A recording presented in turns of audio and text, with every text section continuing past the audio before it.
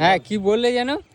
বলছি খেজুর গাছে কাটে অস, হ্যাঁ জালে গুড়, সুন্দর করে গাছ কাটতে হবে পাতলা করে, হ্যাঁ তাহলে গাছের রসটা হবে ভালো, হ্যাঁ খেতে ভালো লাগবে, মিষ্টি হবে, গুড়টাও ভালো হবে।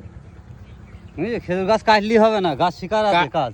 হ্যাঁ একদম কাটে রস, মানে গাছটা এমন ভাবে কাটতে হবে কাটের ওপরেই রসটা হবে। হ্যাঁ, কাটে রস, জালে গুড়।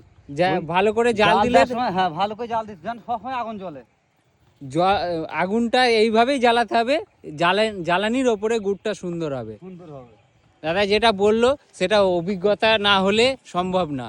দেখতে পাচ্ছ দাদা গাছের পরে গাছে ভার বাঁধছে। দাদা কত বছর ধরে এই গুড় বানাচ্ছ? 22 বছর।